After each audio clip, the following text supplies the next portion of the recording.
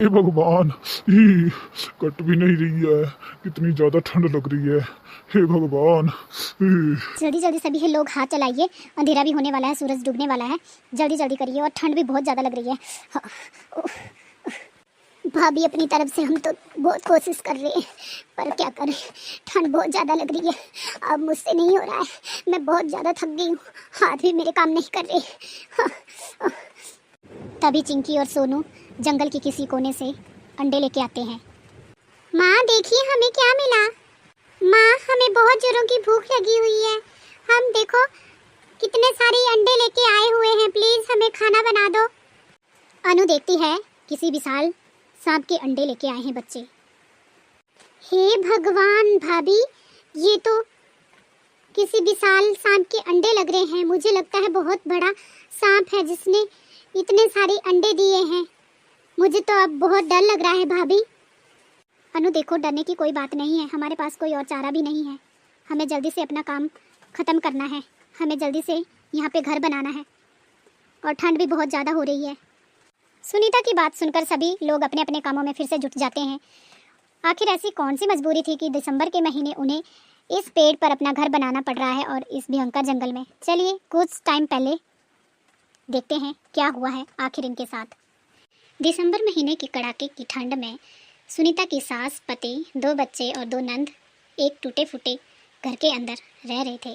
बाहर से बर्फीली हवा, तूफान बहुत चल रहा था, बहुत ज़्यादा ठंड थी, और बर्फीली हवा घर के अंदर आ रही थी, जिससे सारे परिवार वाले ठंड के मारे सिकुड़ रहे थे।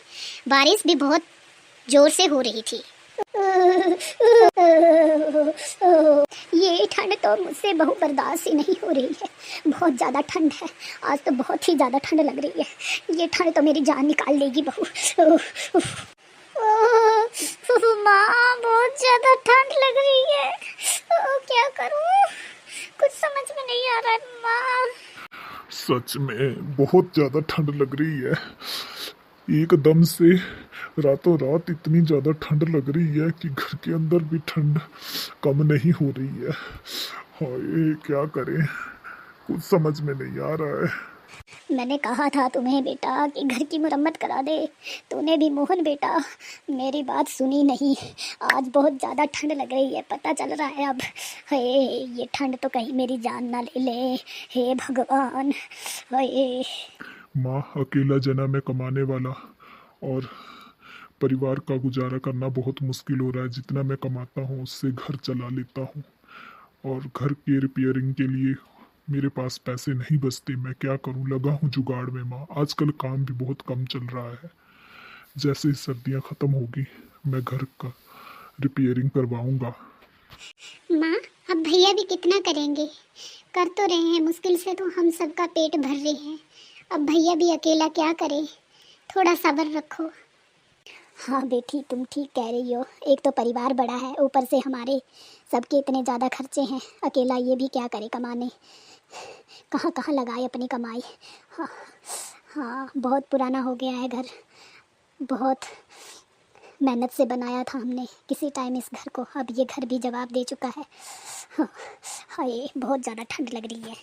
इतना बोलते के साथ ही विमला देवी की आंखों में आंसू आने लगते हैं। गरीब परिवार की सच्चाई ये भी है कि चाहे कोई सा भी मौसम हो, उन्हें हर मौसम में गुजारा करना ही पड़ता है। पूरा परिवार ऐसे में ठुठुर रहा था। सुनीता से ये सब देखा नहीं गया। सुनीता उठ के जंगल की ओर चली जाती है।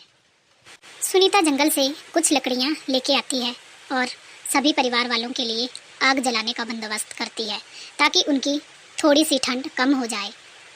अरे बहू, तुम कहाँ चली गई थी इतनी रात को, और ये लकड़ियाँ कहाँ से लेके आई तुम, इतनी ठंड में कहाँ गई थी? माँ जी, मैं जंगल गई थी, कुछ लकड़ियाँ लेके आई। मैंने देखा कि सभी को ठंड लग रही थी, इस वजह से मैं जंगल गई।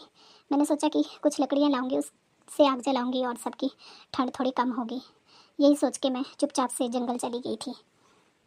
भाभी, अगर आपको जंगल जाना ही था तो मुझे साथ में लेके चल जाते। आपको पता है कि कितना खतरनाक है जंगल, जंगल में जंगली जानवर रहते हैं, और ऐसे में आपको कुछ भी हो सकता था। आगे से ध्यान रखना भाभी, अगर जाना हो तो हम में से किसी एक को साथ में लेके चलना। हाँ अनु, मैं ध्यान रखूंगी आगे से। जंगल से लकड़ियाँ लाते लाते सुनीता के दिमाग में एक तरकीब सूझी थी जो कि वो अपने परिवार को बताना चाहती थी। उसने भी सही मौका देखा और सब लोगों से बात की। हाँ, अब थोड़ी राहत मिल रही है। आग जलने के कारण थोड़ी गर्माहट महसूस हो रही है मम्मा। थैंक यू मम्मा। हाँ बहू, तू कितना ध्यान रखती है हम सबका। भगवान का बहुत बहुत धन्यवाद जो तुम जैसी बहू मुझे मिली, जो कि अपने परिवार की कितनी चिंता करती है, कितना ध्यान रखती है। भगवान तुम्हें वो सारी खुशियाँ दे जिसके तुम हकदार हो। मेरी भी ठंड अब थोड़ी कम होने लगी, नहीं तो आज मेरी इस ठंड के मारे जान ही चली जाती।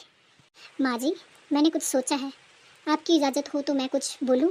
जो मैंने सोचा है शायद हम लोगों की उससे काफ़ी हद तक मदद हो और ऐसी ठंडी भरी रात हमें ना काटनी पड़े।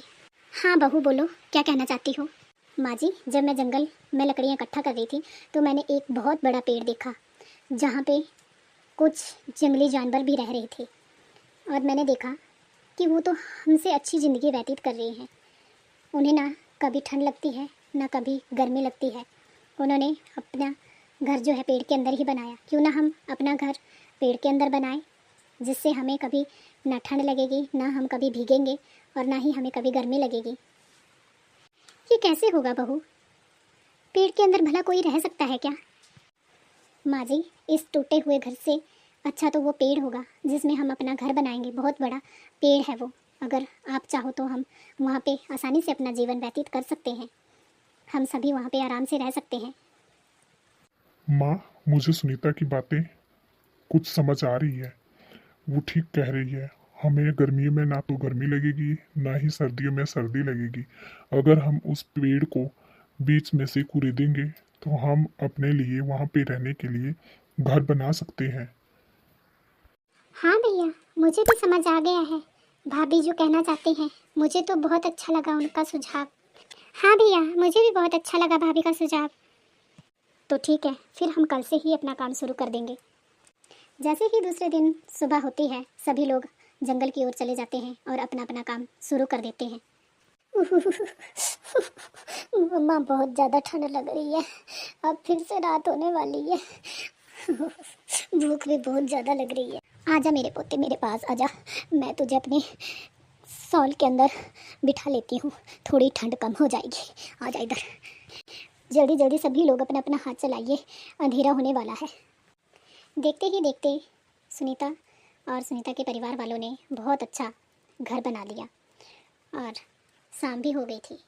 माँ, हमें भूख लग रही है, प्लीज़ हमें कुछ बना दो खाने के लिए। हाँ माँ, हम कुछ अंडे लेके आए हैं, इन अंडों को हमारे लिए बना लो। नहीं, ये मुझे बड़े सांप के अंडे लग रहे हैं, ये जहरीले भी हो सकते हैं। बेटा इन्हें फेंक दो दूर जाके, इसे हम नहीं खा सकते। हम अगर इसे खाएंगे तो हम सभी मर जाएंगे।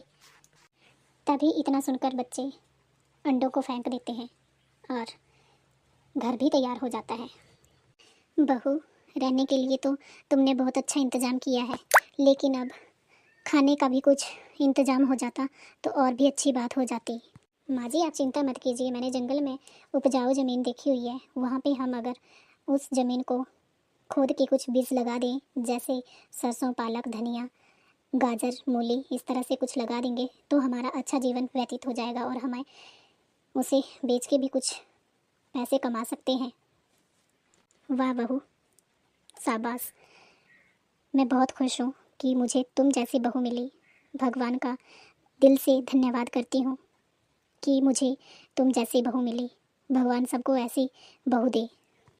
इसी तरह से सुनीता का परिवार पेड़ के घर में गुजारा करता है और जंगल के अंदर ही सब्जियां तैयार करता है और जब सब्जियां तैयार हो जाती है तो वो उन सब्जियों को बेचता है और थोड़े बहुत पैसे कमाता है। पैसे इकट्ठा करने पर दोबारा से वह अपने गांव में नया एक घर बना लेते हैं। आपको कैसी लगी कहानी कमेंट में बताना। अगर अच्छी लगे तो प्लीज़ लाइक, सब्सक्राइब और शेयर जरूर कर देना। मिलते हैं अगली वीडियो में, तब तक के लिए जय माता दी।